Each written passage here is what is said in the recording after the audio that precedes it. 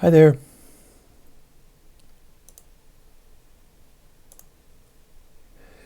I am Chris from Airwindows, and this is our Monday live stream.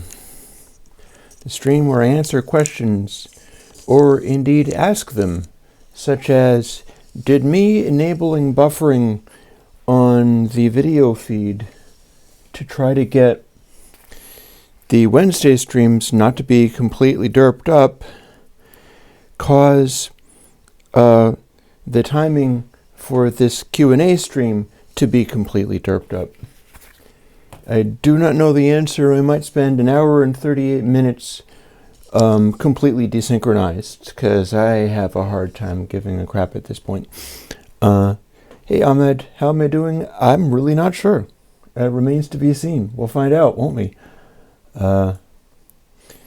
I'm very curious as to the answer to that question. Not that I can necessarily do a lot about it. That's a lie, I can. I can disable the camera and then re-enable it.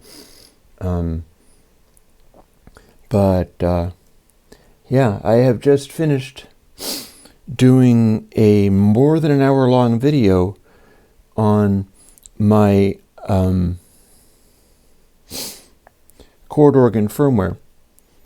And that is another thing I can answer questions about. My microphone even pointing to me? Yes, it is.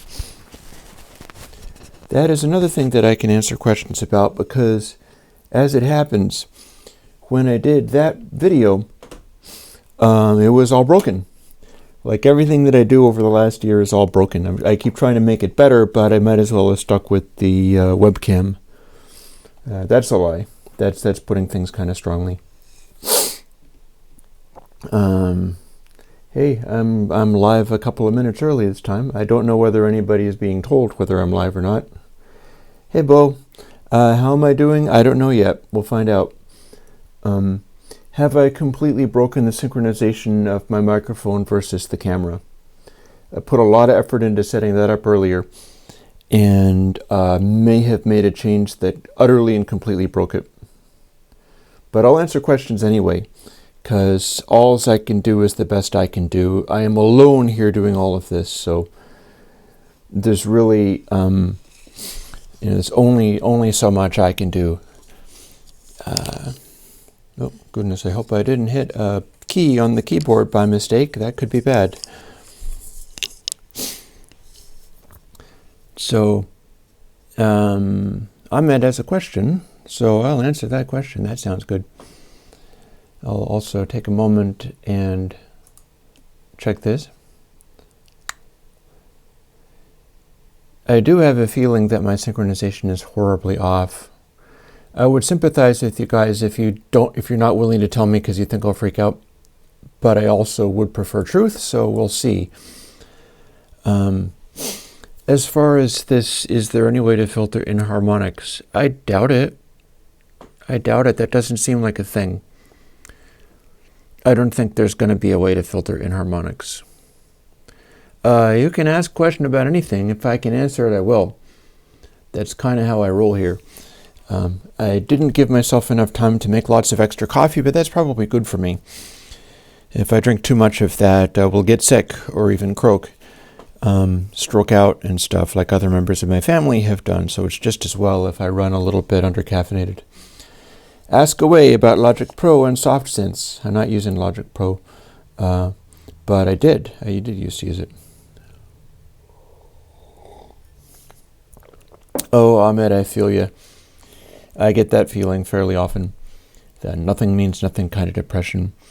One of the things that I fall back on when I'm in that kind of situation is that, actually, you know something?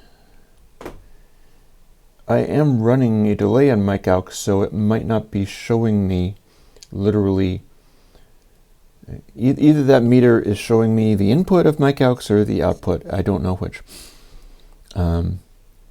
So my audio synchronization might be fine and it might be completely garbage. If you guys don't tell me, I'll never know until I listen to the entire thing later and go, oh my God, I went 2 hours with the horrible sound. Anyways,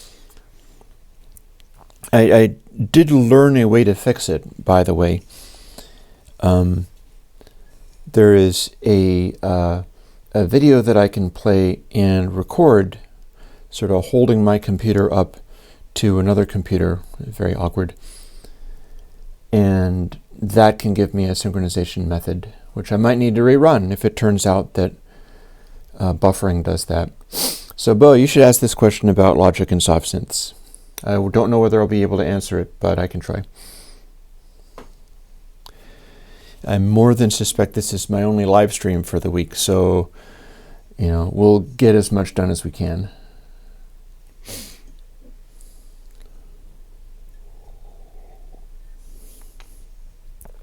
Or maybe everybody will leave after that firmware thing. What happened with the firmware thing was I was demonstrating it on the synthesizer back there, and I had to drag the camera way over, which meant dangling its power supply in the air, and I was using this microphone. Now there's some other experiments that I need to do, such as patching this mic into the camera and taking the audio from the camera. That's what used to cause robot voice all the time. So I'm hesitant to trust that because I know that it will be bad. But I could if it comes to it. And I ran the microphone, and then I had to feed the video that I made with the mixing board that the microphone runs into, which you're currently hearing. In fact, you're currently hearing the compressor going very slightly. But that meant that it was feeding back like crazy, and I couldn't hear the synths. So I put it in my farthest speaker and turned it down as far as I could. And made it so that I could hear the speakers, but then I wasn't hearing myself speak through the speakers. And what that meant, once I'd finished doing the entire video, was that all of my talk was completely unhearable. So that was an hour-long train wreck, but it gave me the opportunity to do my thing, where I said, look, if you can't hear what I'm saying, fine. I'm an idiot, doesn't matter anyways. But what you need to do, since the music is so loud, about 15 minutes in, it starts really doing its random music thing. What you got to do is pick up an instrument and start jamming along with the music that's being played on this video, because that's all you can hear. And then you will understand what I've done. And I think that's true. So again, it's yet another absolute Airwindows train wreck. I don't really know how I'm going to get by with this constantly happening. Ahmed talks about the nothing means nothing kind of depression. Well, I feel you, man. Because it's real hard to keep going when everything just craters and messes up. But I think I have seen Bo's question. So when I play and export soft synths from Logic for use in Reaper, it seems like there's a lot more aliasing than playing it in Reaper. Interesting. Could Reaper be oversampling stuff? Like, aliasing has to do with the sample rate you're running at. So if you export soft synths to AIFF files, which is probably what you're using, unless you're using WAV files, it should be exactly the same audio in the file as the soft synth export, and you sure as hell shouldn't be getting less aliasing just by making a file of it and playing it back. Unless your machine is not running fast enough and is not actually capable of playing the soft synths, in which case you'd be doing basically offline rendering. And with the offline rendering, you would be getting an export that, or if Logic was upsampling when you do offline rendering. I have no idea whether that's what's going on. And a bell sound synth aliasing, well, bell and chime sounds include enharmonics, so if those alias, it kind of fits with the sound in a way. That's why DX7s and such sounded good on chimes and things, is because they're crazy little high frequency aliasing and digital artifacts work with some types of sound and not others. You're not going to get much in the way of like rich organic sounds out of that, but the glassy kind of tones, the artifacts contribute to it, so there's that.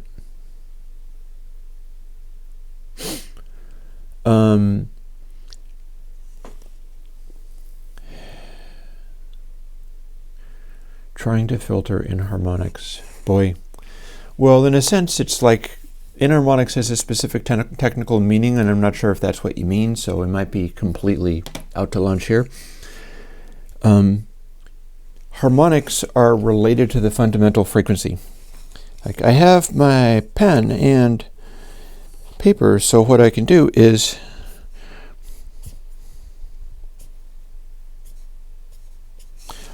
harmonics are kind of like this, where you got the fundamental note, and then everything is like 2 times, 3 times, 4 times, 5 times, 6 times. And if these overtones are present and they're exact, it'll seem like an individual sound. Whereas if you have a sound that is like, 2.397 times, that would count as an enharmonic. And you could get that from going up past the sampling frequency and bouncing back, aliasing into the frequency, and that would count as a enharmonic. Or if you just generated it using an FM synth, that would also count as an enharmonic. And again, yeah, so we are talking the same language then. Fundamental tone, 2 times, 3 times, 4 times, 5 times, and so on. So something that doesn't fit within the harmonic series would be an enharmonic. The trouble is, it's limited as to how much you can do. Like, if you're doing a bunch of high harmonics here, and then you're aliasing them, so some of them are bouncing back, you could always just filter out this. And in so doing, you would get something of a filtered behavior. Like, I'm running into that same problem with the chord organs that I was demonstrating. Know something else? I should mute this picture. By the way, you guys still haven't told me whether I'm wildly out of sync. I'm just saying. Let me mute the damn picture. Come on, seriously. Oh, it's causing problems for me. Oh, that's because I didn't have it selected. There we go. I want to mute that picture so that I don't keep staring at it and looking away from the camera, because doing a live stream or whatever, I should be looking at you and saying hi and talking to the chat and so on. And that is something I can do if I try. So that's something that I'm running into with the chord organ stuff to some extent. The chord organs are run off of a Teensy. A Teensy is sort of a little micro Arduino thing. My brother was just over on Sunday, which is part of the reason I'm so burnt out. He's not going to see this, so I can say it. It's so demanding being around that guy, because he's really smart, and he's a real type A hard driver, very demanding guy, and it's completely fair for me to be demanding of him in turn. But okay, so I'm not as out of sync. Cool. Buffering the camera didn't break that. That's nice. I'm pleased. Although it's creepy. Oh, I bet I know why. It's creepy that the Mac Mini is not cranking its fan all the time, but I did tell it didn't have to compress quite as much. So that's probably why. So a lot of things are running at less stress this time around, which is cool. You got to take care of yourself, honestly. Ain't nobody else going to do it. So the chord organs run on a Teensy, which is like a little Arduino. You program it using a USB cable, and you program it in like C. So I've been putting a lot of effort into learning how to program it. And that's where the firmware comes from. And what the firmware means is that the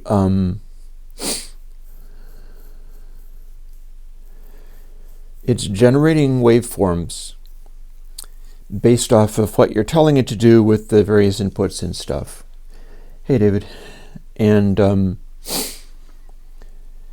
the waveforms are a really primitive form of signal generation from a very primitive little computer. It's just a little embedded computer. It's tiny. The whole device is tiny.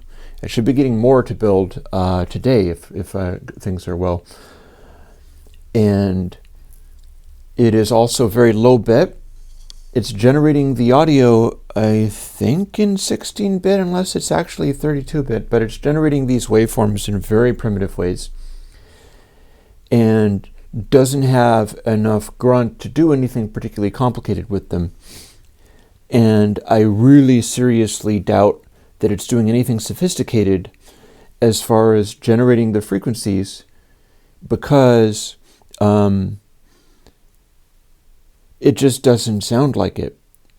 Like, you can make it do sawtooth and square wave and sine wave outputs, and the sine wave output is fairly clean-ish, kinda, but it's all 14-bit. It's not dithered 14-bit either. And when you do the sawtooths or whatever, they have a real gnarly character no matter what frequency you use, even if they're fairly low frequencies. And that is purely aliasing. Like, generating a square wave means that your bit depth no longer matters, because it could be just 1 bit. You could have only the 1 bit to worry about. So bit depth no longer matters, but you're still generating it at a sample rate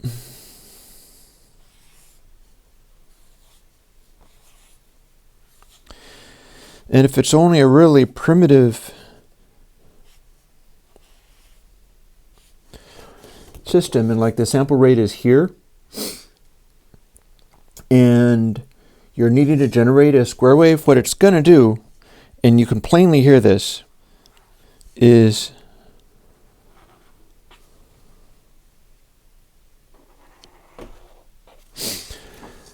the teensy is generating the new changes in position only at these sample positions. And if that is not right for like generating a waveform cleanly, you're going to get a really garbagey wave. And that's exactly what you get out of chord organs. So I'm running into the same situation as you're complaining about. Like, if you're wanting to filter out enharmonics, you know there's a harmonic series. You know that with aliasing in particular, you're generating bit depth issues generates like noise spikes in random places, but aliasing generates persistent frequencies in random places. And that's what I'm getting out of the chord organs. So one of my workarounds is more or less just kind of accepting it, like rolling with it's going to make this noise. But another one of my workarounds is filtering. Because, like, say, supposing I'm generating these frequencies, the ones that I've literally just drawn. And we've got this and we've got this, and there's this big harmonic spike that's here, it's not supposed to be here, and then I've got some more, and then I've got a bunch of hash over here. If I put in a filter shape that just happens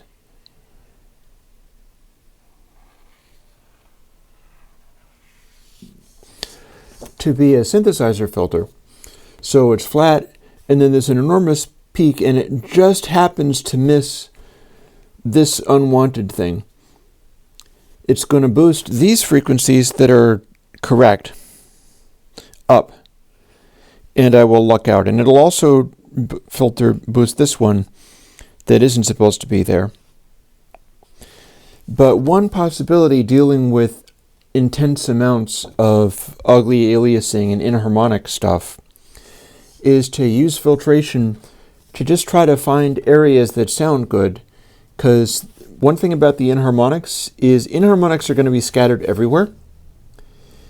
But if you're doing filtering on some frequencies that you're trying to emphasize, you can probably find a place where you want them to predominate. So if you've got a bunch of, say, fundamental frequencies, like let's imagine this is really high up in frequency, and you do your filter around here, it's going to kill all of the aliasing that's anywhere else other than there. You can throw a bandpass on things, like a telephone effect. And the telephone effect will cut down inharmonic sounds below the passband and also above the passband. And it'll still have the stuff within the passband. So you can manipulate the fact that your wanted sounds, you might be picking a sound like in the chord organ, if I picked triangles or sines and played a little cluster chord, I would be defining a set of frequencies and I'd really know where those frequencies were. So even though the chord organ is producing a bunch of hash and unwanted noises, I would still be able to kinda isolate the stuff I was trying to make if I knew that it was sort of band limited, that the desired part of it was band limited. You throw a filter on, you filter out the stuff that's higher than you want, lower than you want, and in so doing you're killing the inharmonic stuff, because the inharmonic stuff will tend to be all over the place. Like you find inharmonics popping up in the deep subsonic region, even when the sounds that you're creating have nothing to do with subsonic stuff. And it's one of the reasons that that stuff sounds so bad. So this is also why, like, analog modeling stuff sometimes works for people, is that it's often going to be doing some band limiting, and doing that will tend to cut out digital artifacts that don't belong there. So, yeah. I'm going to have a look at some of the chat while we're going. I'm glad that I don't seem out of sync. I was really worried that enabling the buffering was going to give me big problems there. But it might not be that big of a buffer. I mean, before I adjusted it, I was like a third of a second out. And that's quite a few frames. So maybe if it's only buffering a frame or so, at 29.97 frames per second, that's still kind of a lot of frames. And I'm going to address that, Ahmed. So let's see. What about my brother? I saw him on Sunday, and it was kind of cool. I'll tell you what happened. And you'll hear more about this later. And it may come to, I don't know, but maybe what's going to happen is I'll burn through a couple of weeks just putting out weird things that aren't plugins while I get back into the plugin swing and dig back into some of my stuff.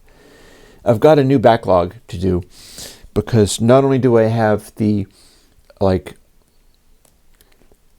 frequency stuff like 2Tape and the successors to Fathom 5. I don't remember the names of any of the damn things. People have been asking me for collections of stuff, and I'm warming to that so much. Although it's causing problems for me. People are asking me for things like a collection specifically for dub techno, and then telling me what needs to go into it, and stuff like Dust Bunny. And I'm like, Dust Bunny doesn't go into a collection of needed plugins any ever, unless it's needed by David the Muzzle Pixley, in which case that counts as needed. But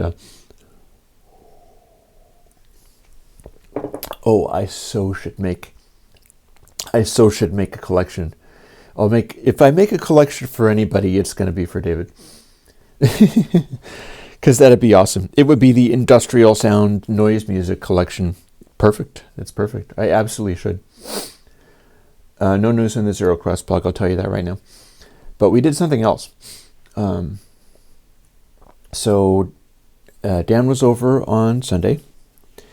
And in fact, that was a huge help regarding the firmware stuff. Because I don't even know what that means. I was in the middle of trying to get it ready so that I could make a video about it later, and ran into problems and was still working on it when he arrived. He was expecting, what about you? David, if I do collections of plugins, I'm going to have to do a dedicated muzzle collection, specifically with all the grungiest, nastiest stuff that really damages digital audio. Because I'll tell you, some folks are asking me for a dub techno plugin, and I initially was quite excited about that because I was like, I like that genre. I've done stuff like that genre. And then they were wanting things like Dust Bunny in it. And I was like, oh no, Grasshopper, no, you're so on the wrong track. That's not what the genre is about. That's not how you do it. And it kind of went in a sad direction where I was not communicating to them well anymore. So I've let that slide. But if I do collections, I'm definitely going to take some time to put together a collection of, like, everything has to go inside. What the heck is the name of that plugin that you always like? You've stopped joking about it, which I appreciate, but now I forgot it because it's useless for most people. The one with the bit crushing. And it's not Derez, but that would go too. ULaw. Yeah, I would do a collection of plugins in which ULaw would be front and center. Everything has to go inside ULaw. And that would be a joke, but it does create lots of wreckage, so there you go. But Dan showed up, and I was still trying to work on the chord organs. I was still trying to do that. And I was like, I don't know what to tell you. I'm not done. I can try to put this aside. I've probably got hours of work still to do on this, and it's got me really stressed out. And I know that you wanted to work on this game that we're coming up with. And Dan, being my brother, was like, maybe we can work on this thing that's stressing you out and solve your problems with it. And I went, bing. Well, if you're willing to do that, sure, let's go. And he sat right down and we started plugging away at it because it was a programming problem. And in the kind of zone where, his strengths came to play as far as being able to figure out what was going on. And we grappled with stuff which turned out to be two distinct bugs in the actual, released and currently available chord organ firmware code. One of them was a bug on, he was passing a number. You had to pass these numbers to a function. And it's like, pass this string and get an integer out of it. So you pass it like this string and get the number. It takes the integer out of it. And what the fellow was doing was this. Most of his chord prescriptions were like 0, 5, 7, 12, like that. It was chord sequences that were all based around 0. He was thinking of things in terms of like middle C or whatever, and it was all based on a fundamental offset. And then the various overtones, like the 5th, the 7th, plus 12 is a root. It's an octave up. But what he was passing was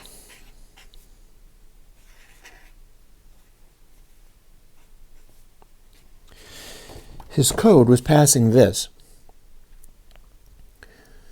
It was including the square bracket that's part of the code where he was able to tell that it was a set of chords to look at. And here's the thing. I was changing it. I was making it be like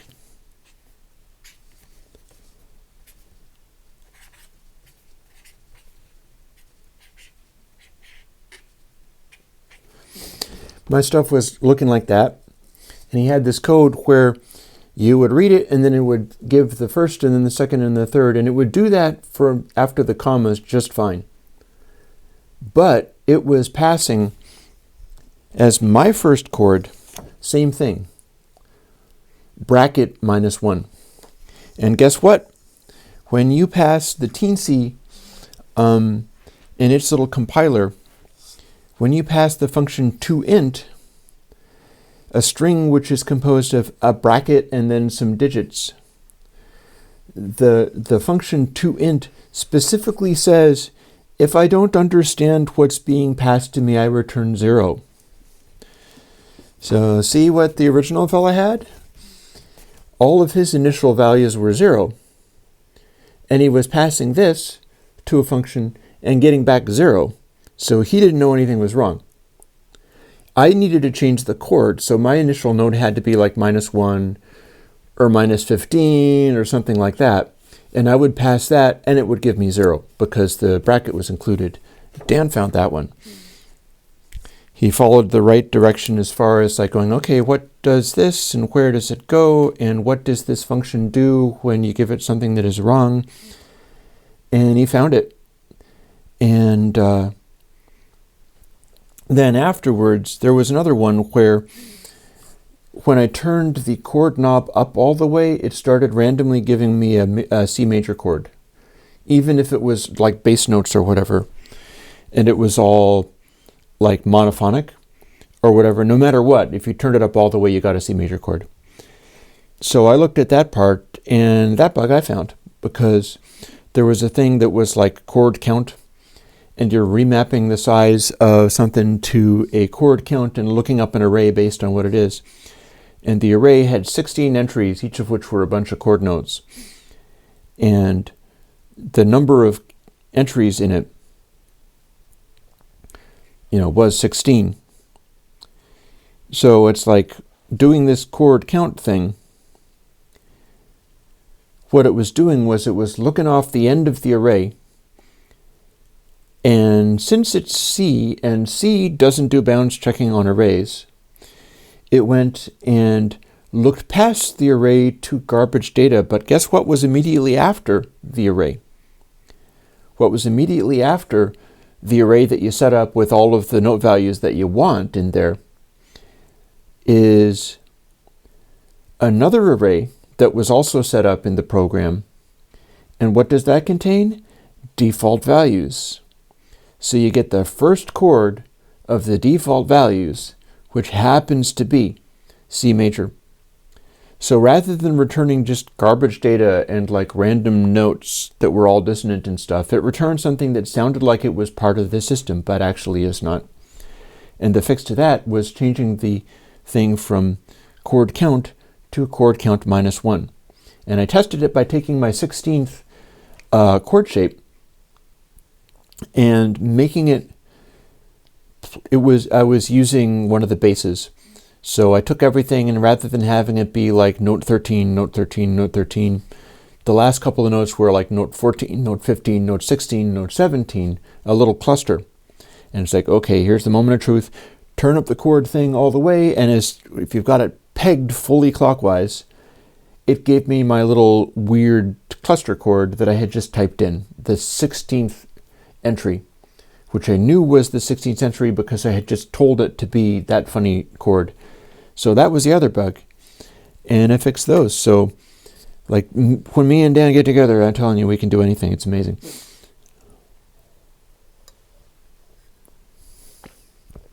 So much for the coffee. It's good for me to not make more right now, so I'm not going to.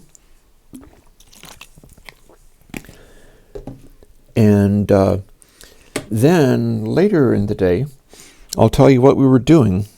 Because again, I might start putting this stuff out, although you'd have to actually watch the Airwindows website.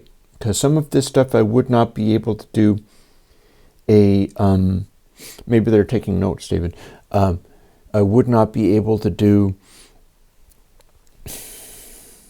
God, now I don't know what the hell I was just saying. Well, I told you guys that I was really burnt out at the end of 2019, so You get what you get. I'm doing my best. I can answer many questions, but my general state of discombobulation and distractedness will only get worse. And if I give it like a couple of weeks or months of just plugging away, doing sort of basic stuff and getting through stuff that has piled up, then I'm pretty sure that will lead me back to where I'm kind of on the top of my game and being really sharp again. I'm not prepared to stress out over being stressed out or stress out over being burned out. It's kind of an important lesson to learn. But I was talking about my brother coming over and visiting. What we were doing was programming a game. Because he was... Dude, you're talking about the Galileo thermometer. It's over there. It is a glass thermometer with floating colored balls in it. It's not really a dildo, it's just exactly the right size of one. I can't do anything about that. It is funny, I'll grant you that is funny. Dan had a project in mind where he was going to start off a program like with, and I'm going to need to drag out more clean paper. That's fine, I've got plenty of it and I've got a pen.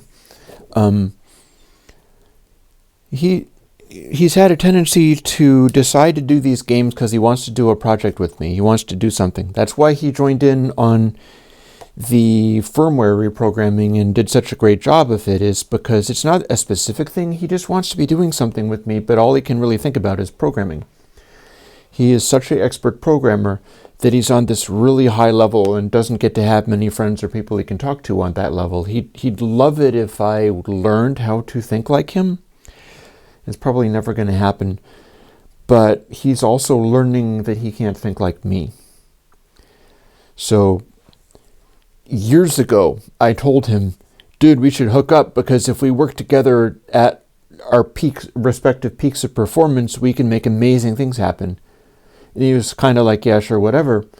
And back in the day, I knew that it was going to be amazing because I have, a very well-trained intuitive ability to like jump out of the system and make really like unique ideas and stuff. Honestly, that is my main takeaway from the debacle of my video. I feel fairly pleased about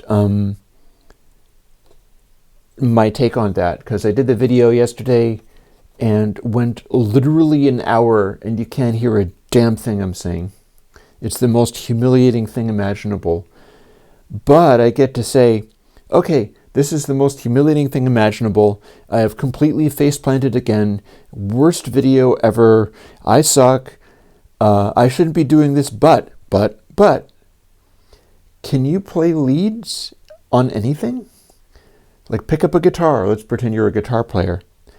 Pick up a guitar and start jamming along to that video from about 15 minutes on and you will understand what I've done. I keep saying that over and over. It is the truth. Because most of the time, like after I show the very basics of how it gets notes, most of the time I've got it running off of the Turing machines and generating sequences of chords in much the way that it would do like in the wild, in normal use. And that means, although it's constantly throwing new chord progressions out, you can follow them as a musician. They're going to new places all the time, and every single time you could follow them. Ahmed, I do not give a fuck whether it's an NC-17. I told YouTube that this is not a child-friendly stream, so it doesn't really matter terribly much. I should tell you about the amusement that was happening last Wednesday. I've got some updates on that as well, and we will see how that develops. I keep trying to sort of evolve it. But yeah, me and Dan making video games. After doing a series of sort of failures where, we'd try to do a thing and he would give up, and then I would take the game to completion, and that became Counterpart, the game that cannot be streamed because its video generation is using persistence of vision to create a visual effect, and it kills software encoding dead every single time. It kills streaming and lossy encoding every single time. So never do that. And that was the one that I did solo.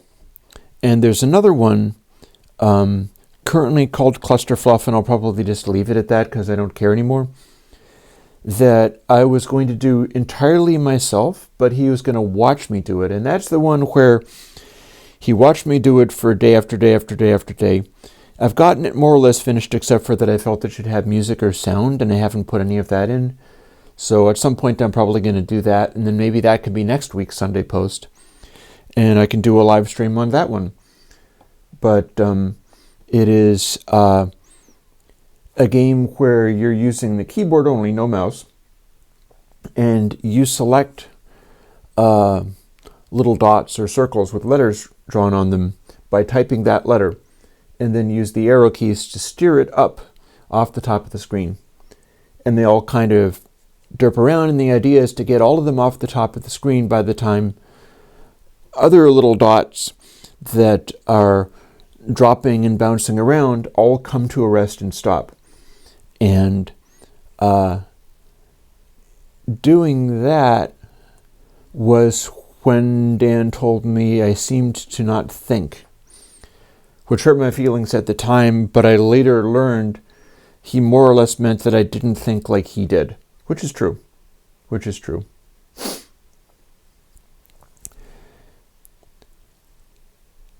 Again, that one needs audio or something. Unless it doesn't, maybe I'll just leave it alone and be like, fine, it doesn't make noises, big deal. But that was the one that I did solo. And Dan has done a couple of ones solo. He tried to do one that was asteroids, but in 3D space. But asteroids in 3D space desperately needs my kind of creativity to make it a fun game. Because if you just have straight up asteroids in 3D space, asteroids come and clobber you from behind, hitting you in the back of the head, and you die. It is the most unfun thing ever. You simply cannot keep track of anything. Even if they're moving slowly, doesn't matter. And so the whole concept has to be changed in a kind of Chris from Airwindows way to make that be a working game. And I do have some ideas around that, but we didn't use them. Because at the time, Dan was taking ownership of that. This is what the game is defined as. We started it as asteroids, so it needs to be asteroids, and you need to shoot the things in order to win. And we don't get to change the whole concept of the game, because I know what this is to be, and it's going to be this. Then he did one that was basically a text roguelike based on, I think, that Minecraft terrain generation system of Perlin noise. So he was doing a Perlin noise. By the way, you guys can joke around all you want, but it is kind of childish. I have no special warmth for you making this stream NC-17th. Like, I don't care. So do what you want. You're not impressing me in the slightest by joking about pimps and dildos and stuff like that. Or, oh, the pipes of my house. I actually fixed a pipe leak that I had myself a couple of weeks ago. That was another thing. Not a couple of weeks ago, more like a week ago. That was another thing stressing me out, was I discovered that one of my pipes had a pinhole leak, and it was spraying water and soaking through my floor in a bad place. So I had to go and find the right kind of pipe leak compound and stuff, and a little hose clamp, and I temporarily patched it, and that'll probably hold me for the time being.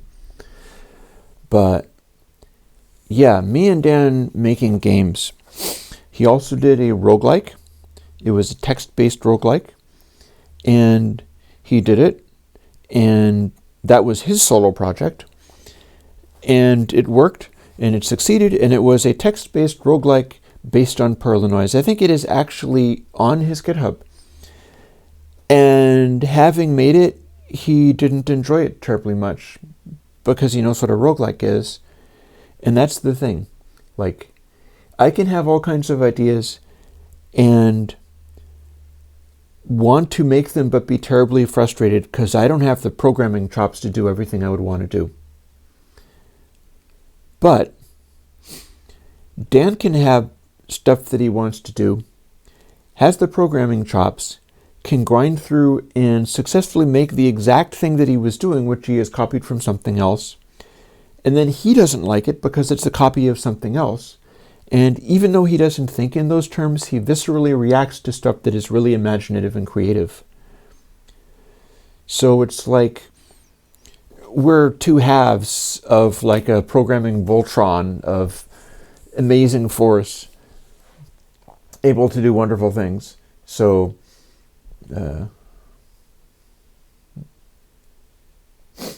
Infinity Affirmation Audios has a very legit question, but I am going to finish my point about me and Dan making games. So we can combine to form this ungodly programming Voltron of amazingness where we can make stuff happen super fast, although we are still lacking like graphics support and ironically audio support, because my musical outbursts are more like free jazz than being a studio musician. I find it very, very difficult to compose stuff or create music of any kind to a specific purpose. So basically where I need to be is making my program, making my synthesizer play a series of chords like it's jamming out and then jam out along to it. Interacting with it in that way is improvisation, and that's where I live musically. But in terms of composing something from scratch that is going to suit a given purpose, I'm terrible at that and have basically given up on it. So with regard to me and Dan and programming things, I gave up and Dan gave up. And then being a very persistent guy, he's very stubborn. He came back later after I was just not talking about it, was like, I have another idea because I would still like to do a thing with you. And all I can do is program, and pretty much all I can do is program and music. And also recovery talk, but that doesn't enter into my Q&A streams very often. He said, can we do a project where I define a achievable start of a game, a concept that I can make happen, that'll be a thing. And then we turn it over to you and you define a place that we can take it, which will be interesting and fun and creative. And the end goal will be something I didn't expect or know about. Basically dividing up the labor and stuff. And I was like, yeah, we can. What have you got in mind? And he's like, well, I don't know. How about the Space Invaders or Galaxian? Turns out it was Space Invaders he was thinking of. Can we do something like that and then make it be something creative? Do you have any ideas that could make a Space Invaders be something interesting? And I went, when do you want them? He's like, well, we're going out to lunch and getting a pizza. Can you come up with ideas? I'm like, oh, come on. I asked, when do you want, seriously? Do you want your ideas? And he's like, sure. And I was like, okay, here's what we're going to do. We're going to do Space Invaders, except for that it's more like Galaxian. And instead of having ships moving around and stuff, we're going to have the mouse specify where you shoot. And you're clicking on things, and everything is on a scrolling paper. You're fighting like little scribbles that soar across the paper, and Dan's like, or a dot matrix printer that prints things on the paper that you can't hit or you would die. I'm like, yeah, that's actually great. We'll do that. And you would have the stuff drawn on the paper, so you have to avoid hitting things on the paper that are coming at you. And when you fire, you click on the mouse on things. You wipe out whatever it is that you hit, but then it tears the paper, and if you fall through the hole in the paper that you yourself made, you die. Oh, and also, you target what it is that you are aiming at with the mouse. So if you shoot at something, you make a hole in the paper, and then you're aiming straight at the hole, so you have to aim elsewhere. And he was like, brain explodes. I have no idea what you're talking about. I was like, don't worry, we'll do it. So we had that one very creative session where it was like, I swear to God, sometimes with ideas like that, I am, and this is a terrible comparison, maybe not all that terrible, because, I mean, my community is pretty good at understanding folks like this. I am like the Max Landis of game pitching ideas. You ever heard of that guy? Max Landis is a noted screenwriter and Hollywood guy who apparently also has been pretty canceled because he's a bit of a behavior problem and was a young guy. And so predictably, he's done some stuff like, oh my God, you're canceled forever. You're such a bad person.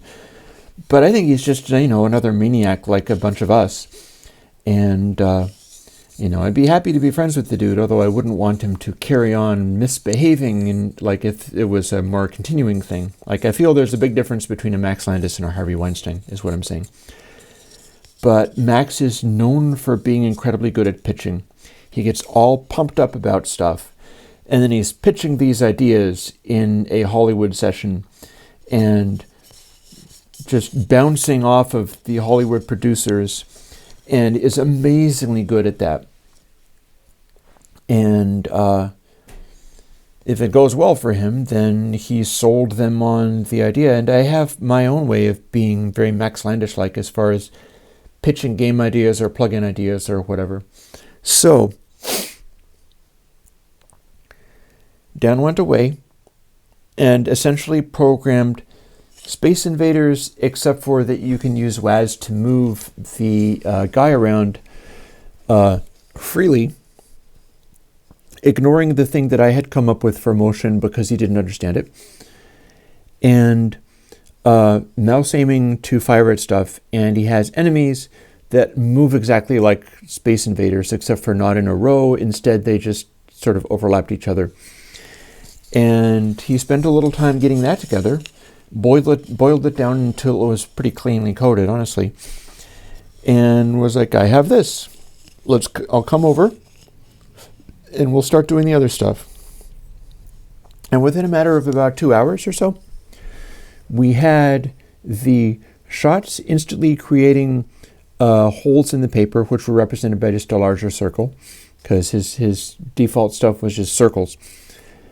And I quickly had the motion doing what I wanted, and I started incorporating some of the other stuff, like things being drawn on the paper. He had the paper scrolling down. He was in love with the idea of the paper having like vertical or horizontal green and white bars, like old-fashioned printout paper from antique computers. And so we had that up and running. And we had something that was playable and acted like a game and played much more interestingly than, Ahmed, 2-tape is coming pretty soon. I'm not sure whether it's going to be literally next week, but it's like way high in the rotation. So don't you be worrying about that. The 2-tape and Fathom 5, etc., DC. I don't remember any of my successors to Fathom 5. Silly me. But that stuff and the filtration updates on that are super high in the rotation. They're like arguably going to be pushing for sooner than this other game, the Chris Solo game that I'm talking about, and are going to be coming sooner than another project, which is people really want re-releases of literally the character plugins from 2007. So I'm going to be doing that, and that'll keep me busy for a little while. It'll be part of my sort of unwinding. I'll just port those across, and I can put those out every week, and that'll keep things going. So, quick précis. Me and Dan got together on Sunday, spent a couple of hours, which is probably about as much time as he spent getting the original Space Invaders meets Galaxian thing down. And we have a playable game with actual gameplay and no visual polish, and some of the mechanics of it still need working out. But we used both of our abilities he got a basic structure of a game together and was able to solve some of the issues in me implementing the stuff that I had in mind. And I threw a pile of ideas, including stuff that Dan was not able to follow at first. And I basically did my, trust me, do it like this. It needs to move like that. I need it to be like this. Trust me, and let me see whether I can code it. And fairly often, I would just, in 15 seconds, code something, and it worked first time, because I can do that sometimes. And then if I turned it over to him, he would begin playing it and go, oh, I get it. I see what this is now. Because I wasn't able to explain it in such a way that he knew, he couldn't make the mental jump to what I was picturing as far as functionality and gameplay were concerned. But once I started getting it together, it was like, no, it can't be like this, it must be like this. Why must it be like that? I don't understand. Trust me. And then to make it be like that, you start playing it and go, oh, now I see why it has to be like that. So that is a real, dream team kind of thing together. Honestly, if I don't know, my brother Steve or something, or my nephew Finn, something like that, turned out to be some genius graphics person or sound person in the way that I'm not, that would be hilarious, because it would be an amazing setup.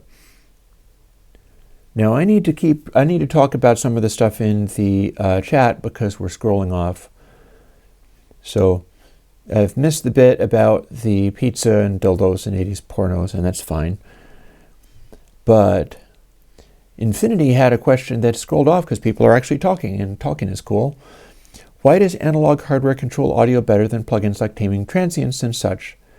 Does increasing sample rates... Bingo. Exactly. Increasing sample rates will help with VSTs. The reason that analog hardware works really well is because it's not within a PCM sampling system. So it's capable of hard clipping without generating inharmonic aliased results, and compression and things like controlling transients also make changes in the audio that are also capable of producing aliased results. So in general, just running higher sample rates will help you with all of that stuff. But analog equates to essentially infinitely high sample rate. Mind you, you don't have to go to infinitely high sample rate to have things be functionally enough, but that is why analog handles certain things like that better, is because it's on a continuous tapestry of audio rather than working on discrete sample points. Why so serious?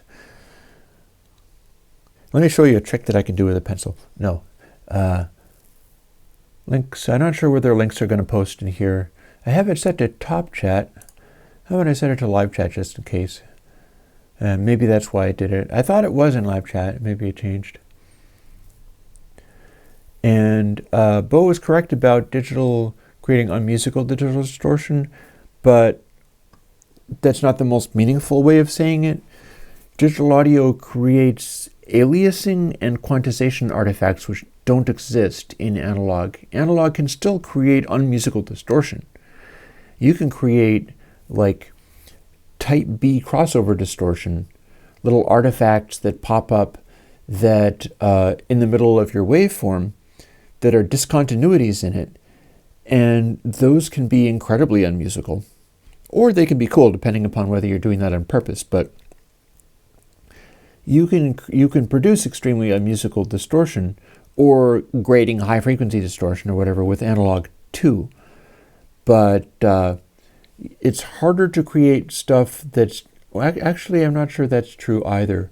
Intermodulation distortion acts kind of like aliasing. That's one reason that people are suspicious of high sample rates and extended bandwidths, is because they worry about intermodulation distortion being in the form of really high frequency stuff leaking into the audio and then interfering with the audible band stuff, which you don't necessarily want. There's a lot of good sounding equipment out there that's fairly band limited. Like anything that has transformers has limitations on how high frequency it can go. And there's a lot of classic vintage gear that's very band limited. Band limiting can be your friend. It's good. So yeah, on VST making or software developer life, well, you might be able to get into it, or you might be able to get into like embedded software developing. I got some ideas for where I could go with 2020, or where I could go with expanding stuff outwards. I can talk about that too. Certainly it will take up some of our time because we're doing better and better time-wise. I'm up to 1:38. That's how well the Patreon is doing, and so that's cool. It makes me start thinking in terms of like, well, if I had all the Patreon's monies in the world, what could I do to give back to the community? And I'll be thinking in terms of that.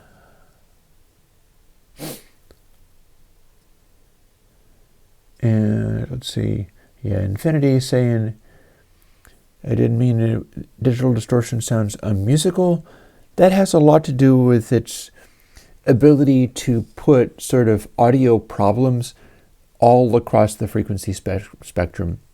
Like analog clipping is pretty much always going to generate high frequency stuff. Analog clipping is much less likely to generate low frequency stuff, but aliasing can generate extraneous frequencies anywhere in the waveform. So if you got high frequency clipping, or any clipping really, high frequency only means that it's a sharper transfer function. In analog, that more or less means that your mid-range frequencies that you might be putting across as just the main source of the audio are still going to be incredibly pristine as far as having no extraneous stuff getting in there and interfering with them. The garbage that you create with clipping and distortion is all up in the higher frequencies. That's kind of how guitar distortion works. If you have a guitar distortion setup where it's just really silky and smooth and you can play a chord and hear all the notes, that's why. It's because it's not throwing a lot of garbage into lower frequencies that disrupt the fundamental chord that you're playing. So yeah, that's your problem right there. Yep.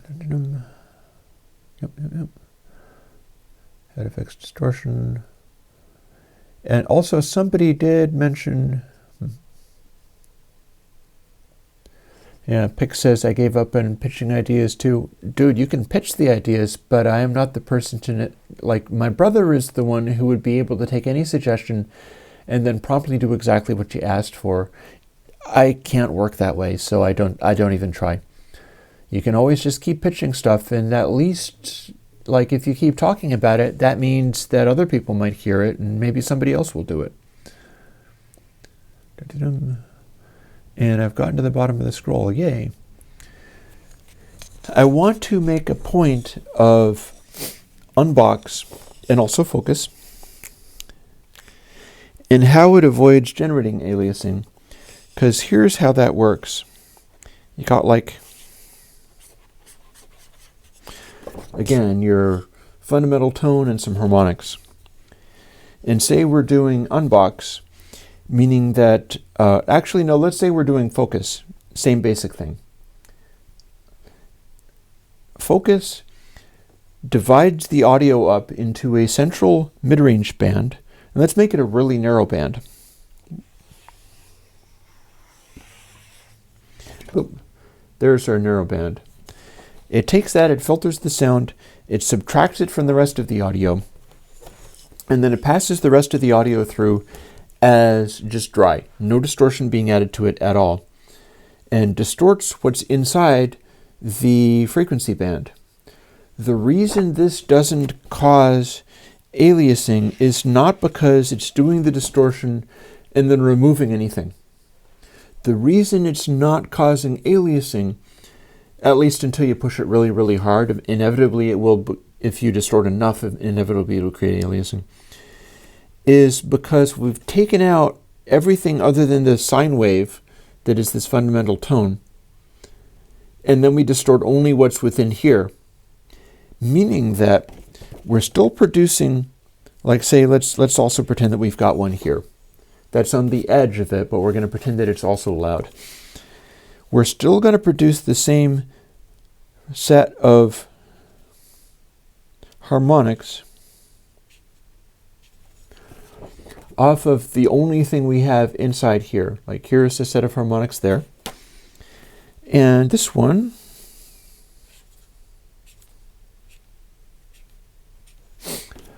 this one's still within the band, so this one produces the set of harmonics there. If you kept making harmonics up to the Nyquist frequency, they're going to start to alias, they're going to start to come back and be inharmonic. But this stuff over here that was part of the original signal no longer matters because we've filtered it out. We're essentially turning the audio that we're working with into a bunch of sine waves at exactly this frequency and then generating harmonics off of that and mixing it with what was originally there. So that's how focus, that's how unbox work, is if you have an area that is like less than 2 times the Nyquist frequency, you can always generate that first harmonic. Because it's not up to the Nyquist frequency yet, you can make that as loud as you want. And it will never alias because it's this specific frequency. And likewise, if it's a low enough area, and like unbox and focus will work even better at high sample rates because it gives you even more range. But even at like 44.1K, it is like focus and unbox at 44.1K, you can define it in such a way that your distortion harmonics you're generating are completely, utterly, totally free of aliasing because you're using a real round soft transfer function to generate them. So you're generating the harmonics one at a time. And I'll make a point of that also. Suppose you take this and you got a hard clip function. Like your audio will go up and try to curve and then crunch. It goes into the hard clip function and bap, it immediately stops. No curve, no soft clip, just bam, instant hard clip. When you do that,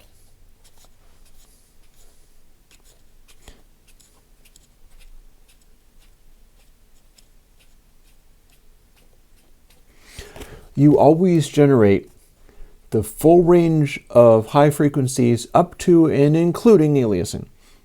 Anytime you do an ultimate hard clip function, you're basically saying, give me infinite harmonics, I don't care whether they alias, and then they will.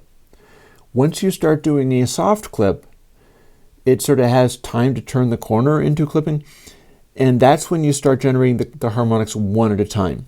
You get first the third, and then the fifth, and then the seventh, and so on. But when you have a really sharp edge, that's when you get the super high harmonics, and that's when you're always going to have aliasing no matter how little of it you get. So extremely abrupt transitions, like inertia-less transitions, where your math is basically going, yep, hit this thing and instantly it does a effect. That stuff is going to generate more in the way of aliasing.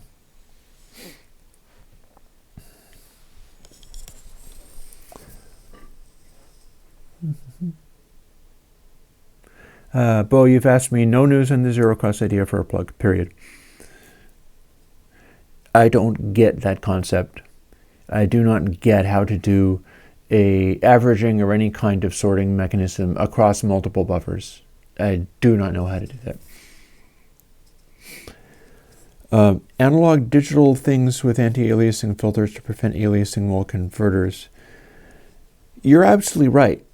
The way that ADs normally run is they're normally sampling at an extremely high rate.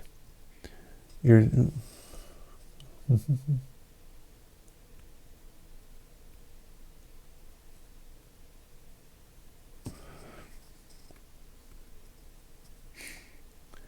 I'm going to be speaking about that, I think. Actually, let me speak about that now. I just lost the track again because, of course, I'm heavily burnt out and my brain isn't working. Affirmation is bringing into a thing called anti-alias. That's apparently a plugin that can host plugins inside it. And then you can upsample as much as you want and then downsample again. Oh, I remember what I was talking about. I was talking about AD converters, like my 8010. So how that works is an AD converter will, let me use more paper. I always got to have more paper.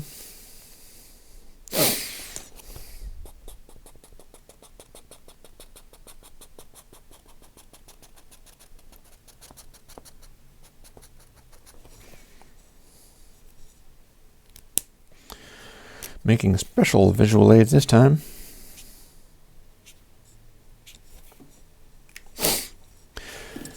AD converters were kind of like this. You've got a part in the converter that is sampling at an incredibly high rate. This is like CD quality, or this could be like 192K for all the difference it would make. But this is a couple of megahertz, and it's doing a very rapid capture of like, is the sound above or below a given position.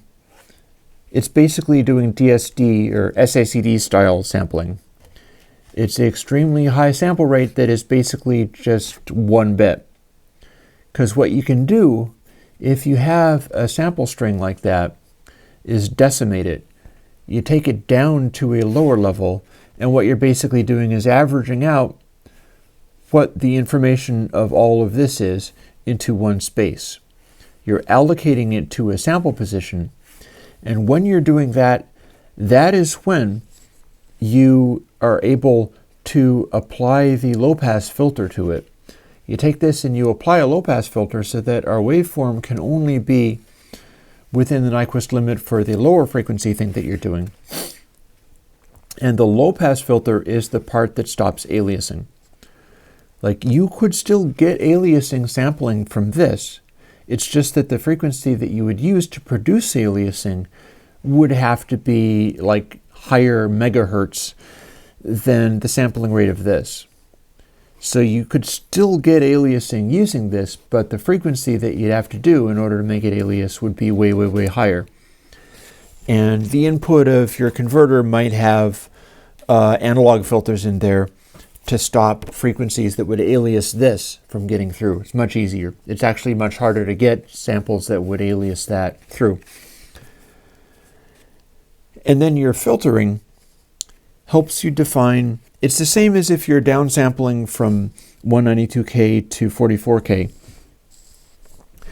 is you're taking the audio that you've got and you go, okay, first let's filter out everything that would be aliasing my output.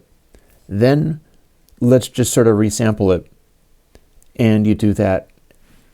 That's what's happening in converters. That's why converters don't give you aliasing at frequencies that are just a little bit higher than the sampling rate, is because they're already way over sampling and they're already doing a really good downsample to do that.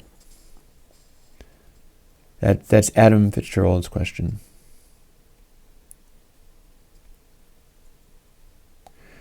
And Ahmed, I'm going to correct you on one of the things that you've said. Unbox cannot figure out the sign fundamentals from a tone. It absolutely does not. If you do this,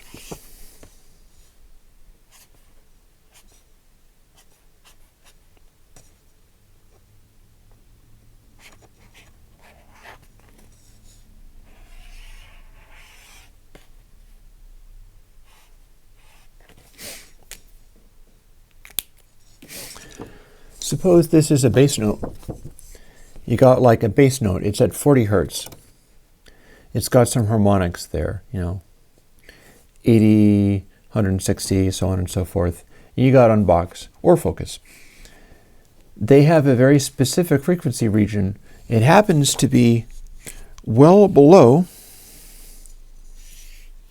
the Nyquist frequency.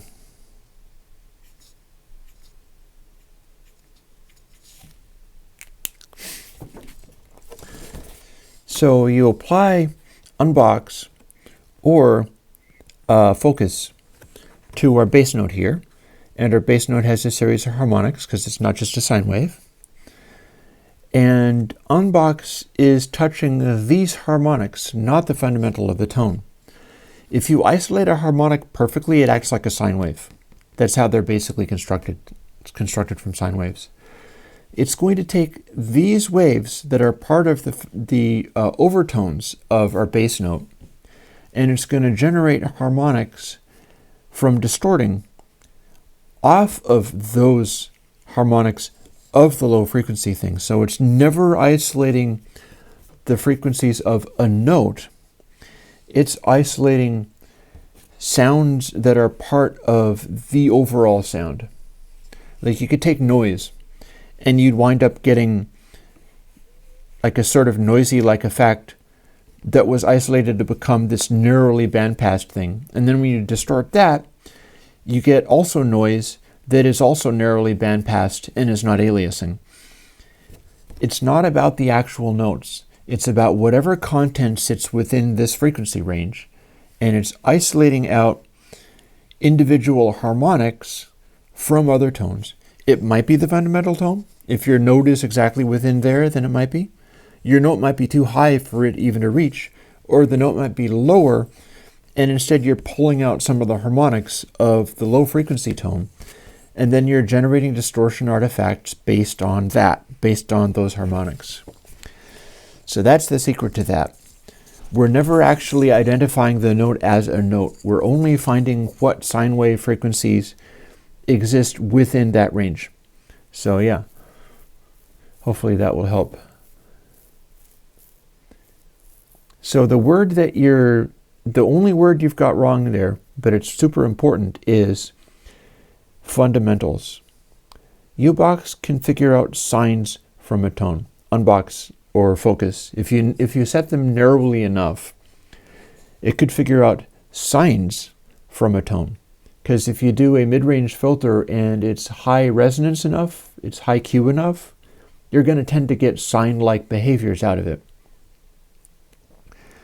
But it's never the fundamental. It's just any signs that happen to be in that frequency range. And if we're generating harmonics from a sine, with the gentle transfer function, we can do it without aliasing. There's the secret. There's your problem there, because it's, tones don't only have a fundamental that is a sine. All the harmonics are also sines, and the stuff that I'm doing never isolates the actual fundamental. It doesn't care whether it's a fundamental or not. It's just going to find anything which is within that region. Now here,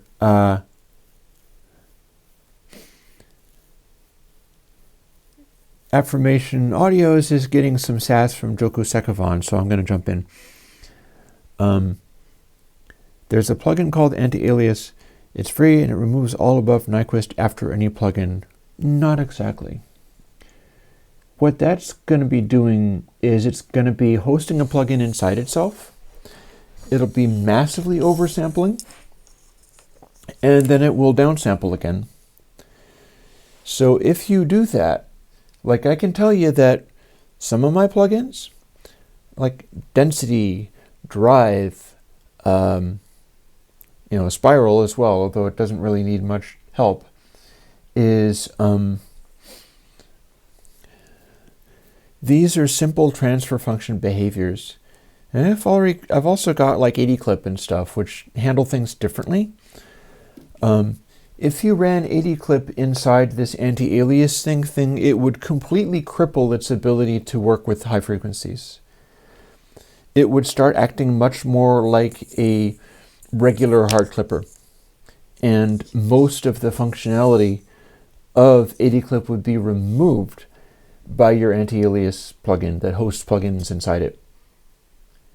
So basically, the only way that could work is if that plugin was able to host other plugins inside it, which I assume is what it does, and runs those plugins at a multiplication of the sampling rate and tells the plugin that it's got inside it, "Hi, you're now at 384K, have a nice day." And that's going to have different behaviors depending upon what you do.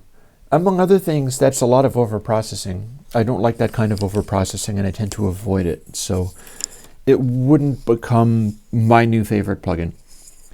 There are certain things that it would do real well, like naive plugins that do nothing to avoid aliasing. It would probably help quite a lot. Plugins that are using the interaction with the sample rate, it could possibly disrupt it quite a lot. Like if things are working really well with being able to run at high sample rates like 384K or whatever, then it should be harmless. Stuff that has limitations for how high it can be run would run into problems. And again, if you put AD-clip inside this plugin that runs at a higher sample rate, you're killing the way AD-clip actually works. AD-clip gives you behaviors at, say, 44.1K that are valid and useful and would go away if you did that. And I can explain that because I still have a little more paper to play with.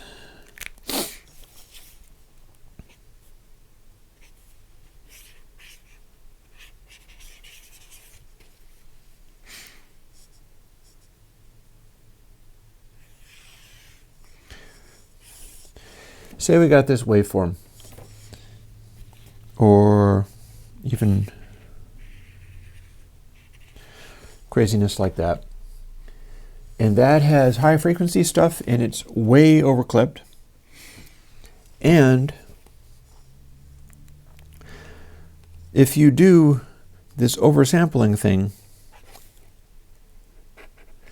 you're going to get exactly this behavior. Like anything beyond the clip point is going to be neatly clipped off.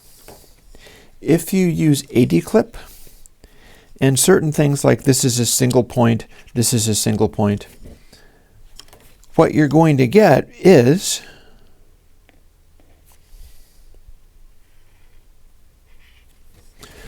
waveforms that are still clipping, but the stuff that is isolated spikes that are way beyond the clip point, AD-clip specifically dials that back to less than full clip. It has code in it to read what it's doing. And if it's gone from like within the clipping zone to way past it in a single clip, it will start dividing the difference. It's also the same thing for one corner clip. One corner clip does that even more so.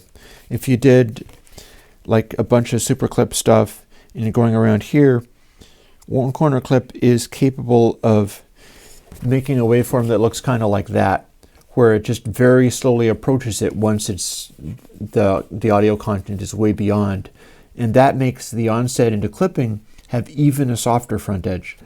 But AD-clip is doing that on the one point. So if you've got a single point that's way beyond, and normally it would clip to be like literally right at the clipping point, AD-clip will take that spike and make it be not even to the clipping point.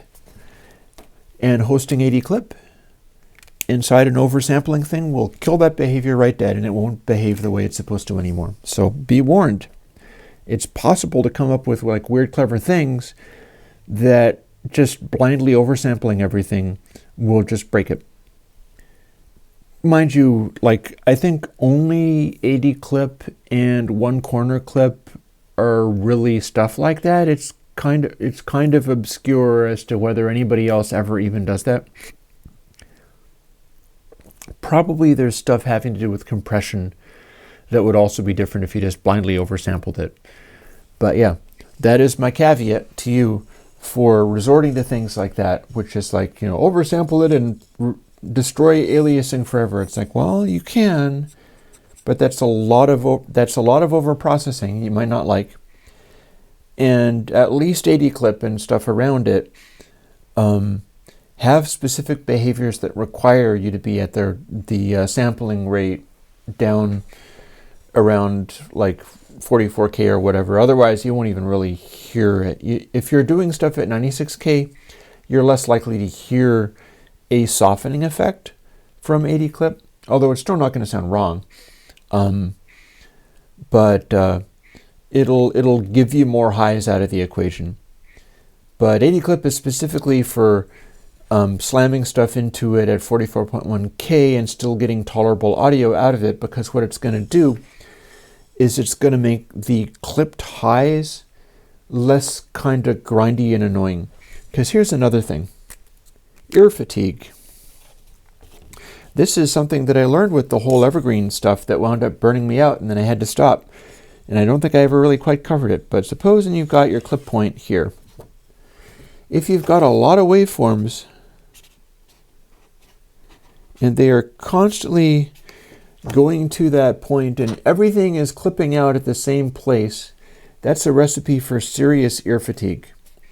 And if you're just doing the oversampling, you can stop all the aliasing from happening, but your audio output is still going to be really ear fatiguing because you're going to be cleanly avoiding all of the aliasing, but your output levels are still going to go to this one narrow point that is as loud as you can possibly have. Whereas if you do like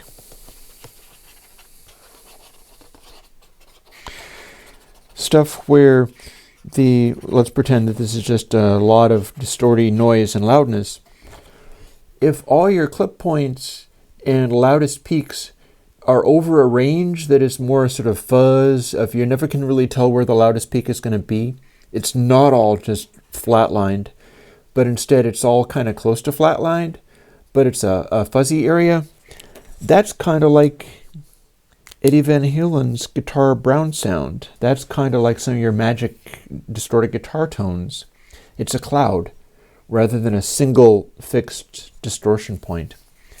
And mixes also sound good when their clip points are more like a cloud rather than just blasting away. And 80 clip can give you that behavior. If you're doing some heavy distorting, your low frequency sounds like bass waves and stuff are still going to pin out. They're going to be flattened and as loud as they can get. But the high frequency stuff is going to run into this issue where if it abruptly clips the intermediate point, and it's the same thing for the exit to the clip zone, which is 80 clip exclusive. One corner clip doesn't do this. The exit to the clip points are moderately softened so that you throw a bunch of high frequency stuff into the clipping, you're getting a little bit of a cloud there. The transients that would be just gratingly loud hi-hat clip or whatever are going to be less than the bass transients will go to. And you're going to get a little bit of the, I can slam this and it still isn't fatiguing to the ear. And that is what 80 clip does. I actually have yet another project underway where a guy figured out a way in which 80 clip crashes if you hit it with the wrong audio content. And I think it is, it has to do with this high frequency stuff. He's got a test file. I haven't actually tested the test file out, but it's probably going to lead to me doing a new 80 clip that can survive this test file. And I wouldn't be surprised if I ended up stripping out the Slate FGX inspired stuff, where it lets you introduce additional inharmonic garbage and crap that sort of boosts additional lows or boosts highs in a certain way by just introducing stuff that doesn't really belong there but is loudness and noise, which is what FGX was doing, and which is why you can't run super clean audio through FGX without hearing artifacts. And it's the same with 80 clip. The versions of 80 clip that have that stuff originally came from a plugin called 3D clip. Generate artifacts when you're going into the clipping.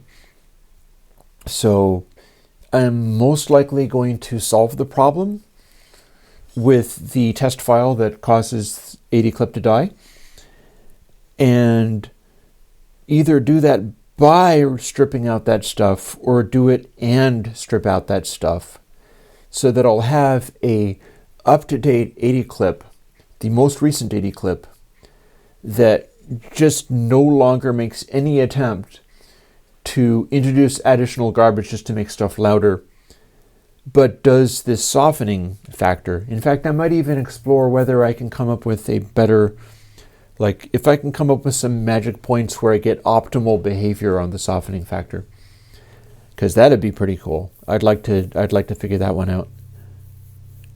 Come up with what's the magic tone for how loudness is.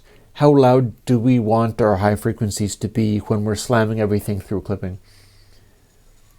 And it might actually make it be a good amp sim output stage, so that'd be cool. And I have to see about that. Back when I was doing guitar amp sims or guitar cab sims, I have a plugin to do there as well. And the ones that I was doing were kind of garbage, so I'm not enthusiastic about doing them. But I wasn't doing them with 80 clip. So that might lead towards a way of doing a better, sort of more tube-like virtual amp sim. And I know one of you guys clamors for amp sims a lot, so that might be a useful point. Might be able to get there. I gotta scroll up because people are chattering away pretty good.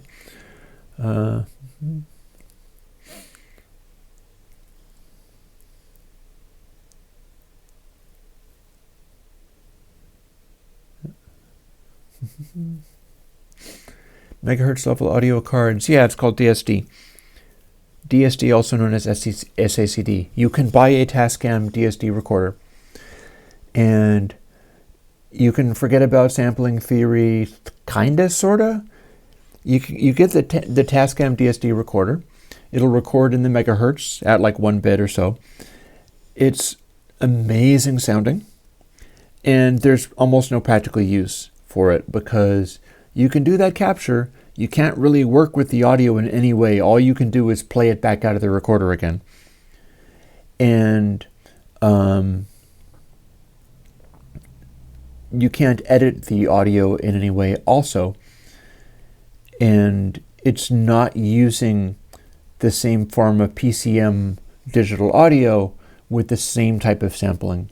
It's not doing anything that so closely represents positions in a waveform. Instead, it's just like more or less at a super high frequency rate. So yeah, you can do megahertz level audio cards. It's called the Tascam DSD recorder.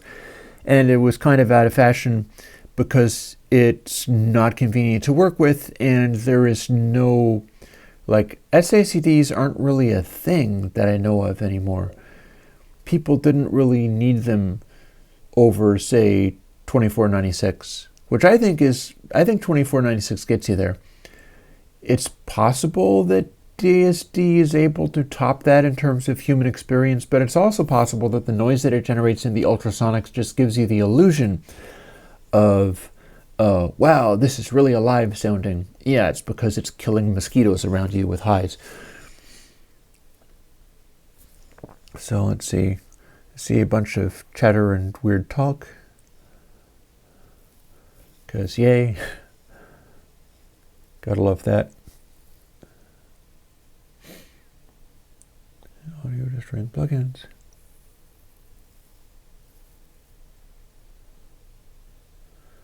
Intensity and difference to playing loudness. I guess I covered that, yeah. Compression is very interesting, actually. I have a analog compressor that I'm going to be using when I finally get back into doing music again. And it's a revelation. It's on par roughly with like your fancy Neves and crap. It's another Heritage Audio one. Not the most recent one they came out with, but the one that's more suited to like bus duties. And I'm going through it right now. In fact, you're hearing it compress right now. And I'm pretty darn happy with it. As long as your amplification inside it is good enough, it seems to do a really nice job. Compression gives you things like the sound of the Beatles' Revolver album. That is an album where it's characterized by extraordinarily intense compression coming into the picture that it was never there before. You listen to like Taxman, and everything is being smooshed into a single groove. So you got like a snare hit that is partly a guitar chord, and it's welded into one place. You can listen to a lot of stuff off of that album and be like, yep, that's the sound of really intense compression. It's completely reshaped, completely, compared to their earlier stuff. And it's very akin to modern limiting in a lot of ways. So Adam is... I don't get the adding distortion thing. I think I know what you mean, but I can't cover that right now. MIDI 2.0, not really working with MIDI 2.0. I focus on being able to do stuff that's backward compatible really, really, really far. But yeah, you're talking best compression equals no compression? Not necessarily. It depends upon what you're trying to make happen. Certain kinds of audio glue require compression. And also stuff that I'm doing like in console, it's not compression, but it's not best audio equals least distortion, because least distortion is the digital mix bus. The digital mix bus is literally just perfect addition. So it is the cleanest, the purest, yet it doesn't sound the greatest, because sometimes you need to have something else going on to make stuff be more musical. And this is it's a big topic, big topic. Something I've been working on for a really long time. So yeah. What do cabinets do? Asks Infinity. If you're talking about speaker cabinets, the deal with speaker cabinets are... Joku asks, is Chris willing to analyze our tunes minor public domain? I talked about that last year, and it burnt out because I was over-committing. It could still happen again. You'd need to talk to me in advance, I think, and we'd have to arrange for one of these Mondays. Plus, it does get to where I am answering questions rapid-fire the entire time anyway, so I think it'll become more along the lines of, like, can I get to a place where I'm also able to add another just analyze stuff, and will I get enough people to commit to that? That said, I can also get into getting requests. Somebody says, I have an hour and 38 minutes worth of music that you could listen to and talk about. Will you do a special live stream just for me? And if I'm doing okay as far as the overcommitting goes, I could put in a special one just for that. That is not the Monday stream, but is maybe something else. And be like, okay, here's a special thing. This is one of my patrons, because I would want it to be patron only, I think. And we're going to analyze their music, and I'll do the Evergreens thing, but talk about their stuff. It would probably be easier with you guys there, and talking along with me and referring to stuff. I think that would make it easier. I think the isolated version of me doing the Evergreens, and the fact that I knew that the people who were responsible for those were not approving of me doing it, and the record companies totally didn't want me to do it, just kind of ruined it for me. So yeah. Now, Infinity, what do cabinets do exactly? If you mean speaker cabinets are band limiting, and speaker cabinets are tiny reverbs. Tiny reverbs in the sense of they're not perfectly linear. Instead, they have this whole sort of waterfall plot decay where you can fairly well sample them like you'd sample reverb impulses, but that's still somewhat limited. And the live experience of a speaker cabinet there's a sort of organic quality about it, because it's this complex device, much like the sound in a room is a complex device. And again, partly band limiting, partly becoming a very complicated acoustic phenomenon with a lot of depth and detail and interesting stuff going on with it. So that's what cabinets do. But a lot of it is the band limiting. Especially we're talking like bass or guitar cabinets. Raw output of a guitar amplifier is a pretty grating thing. You got to run that 12 or 10 inch speaker because it simply can't respond to the super highs nearly as well. And it's the same deal with like output transformers. You get tube amplifiers with output transformers and speakers and all that kind of stuff. All those things are band limiting.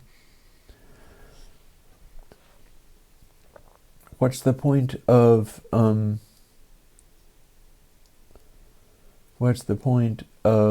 audio? 1-bit audio is something that is DSD, SACD, also the old Delta Labs Effectrons echo units, which I've got a couple of those. I'm not using them at the moment. Those are 1-bit audio, meaning that they don't act like aliasing in a normal way. There's a guy in another forum that I check out talking about effectrons, and he was like, I measured effectrons versus, namely 1-bit, versus some normal digital delays, and I ran test tones through them. And the normal digital delays aliased like crazy when I ran test tones through them that were up to the super high frequencies. And the effectrons just did not. It always just turned to noise once I went above the range that it could handle.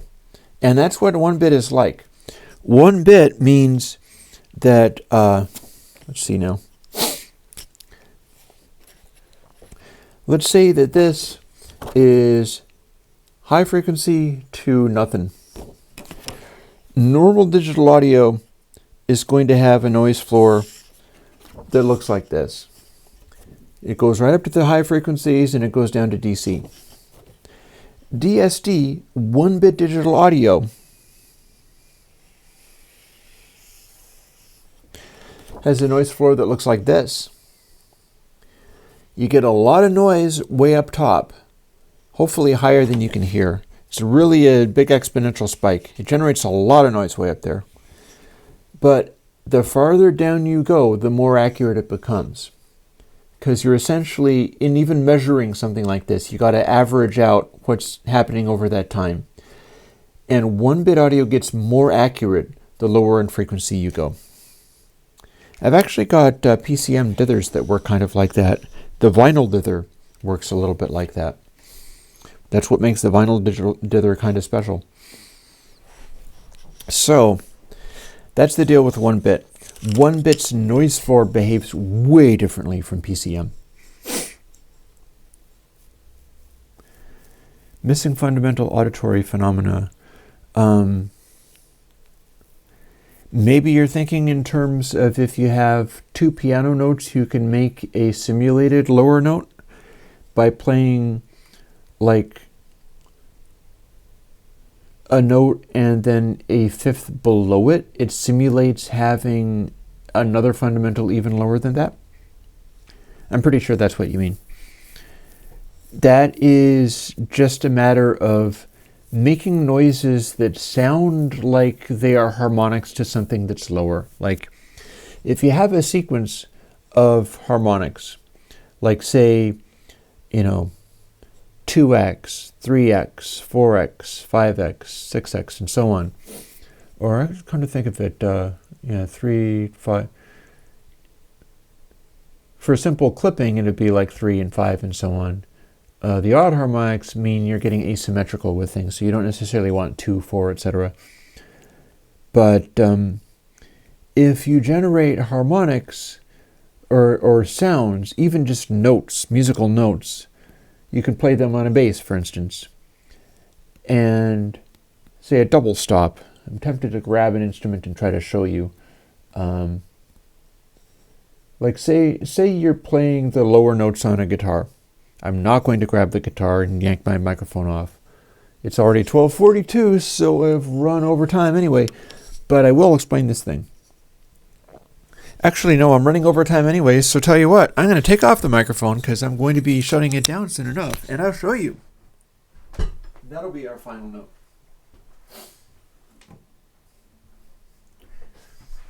Here is a guitar. See that? That be a guitar. In fact, let's clip this onto the actual guitar just because.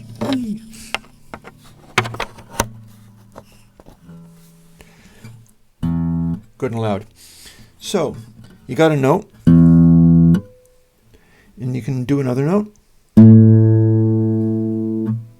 You can do a note, the fifth. And here's 3 notes. Now these are the same notes. It's an octave down. If we play these notes, it sounds like a continuation of this note. Oh, you can't do 1-bit plugins. That's not a thing. And we could play these notes, and it makes it sound like this chord. Observe that I've got these 2 notes handy, low E and low A. If we play the low E and the low A, it'll sound a little bit like there is an additional lower note below them.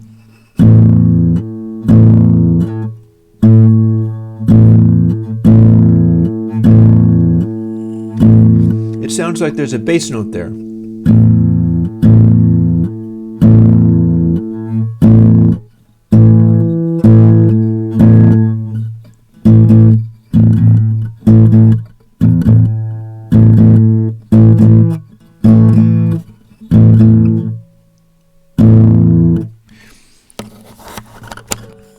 And that is the missing fundamental thing, and part of how some of these bass simulator things work. And no, you can't do 1-bit plugins. You can't even edit 1-bit. That is not a thing. So, yeah.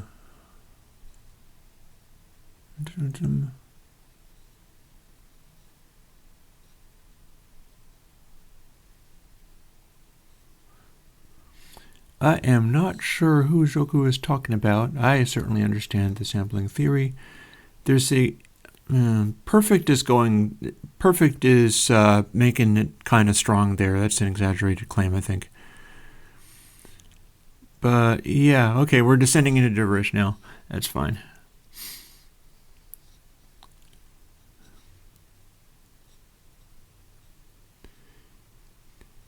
So with that, I'm going to fire up my preview again. Boop. My audio still works. I'm going to check back later and see whether the synchronization was off or not. Hopefully it'll be nice. And again, I don't think I'm necessarily going to be doing music jams for a little while, maybe not all of January, because I have a lot of recovery to do from the state of fried that I got into. But I'm going to come up with things to do. And I'm going to show up on Monday so that I can talk with you guys, because I am at least able to answer your questions fairly well. So, and another thing that will happen, I am doing a sort of unwind and chill out stream on Wednesdays. Wednesdays, 6 to 9 Eastern Standard Time. And me and some friends are getting together playing Minecraft. I've been working on that. Sometimes I do things like try to make chroma keying so that I look like a normal game streamer, which is kind of silly. But I might even can the camera if I wind up not liking it. But I've been doing that, and it's been some relief as far as being able to get together with my friends again and stuff like that. So I'm going to be continuing to do it. Now, we got some fun things that we can do this Wednesday. Wednesday is not going to be talking about plugins and all kinds of stuff. But if you enjoy just the hangout factor, then we can do some of that. I have been visited by trolls. That's always kind of amusing, although not really. We had a guy who was impersonating the YouTube verification system and saying, "You have violated all of our community standards and are going to be kicked offline," and they were just bullshitting. One of my friends, who's the Minecraft player, looked them up and found that they had like 12 followers and were just a user. But yep, I will be doing that. And It may or may not be a complete train wreck, but, you know, especially that Wednesday one, if it's a train wreck, I super don't care. We're just hanging out. And you could completely kill the YouTube stream if that was even possible, or completely kill the Minecraft server, and I'd still be chatting with my friends in TeamSpeak. And that's also the way where if any of you wanted to hang out and actually talk on voice, if you got a headset and the whole gaming rig and stuff, and you know how to run TeamSpeak, I will set you up so that you can come and join. You just need to not badger me about plugin things when you do that. But, you know, we will see. It is the low stress stream. So on that note, what I will do is say, talk to you guys later. And I'll see you next Monday. Bye-bye.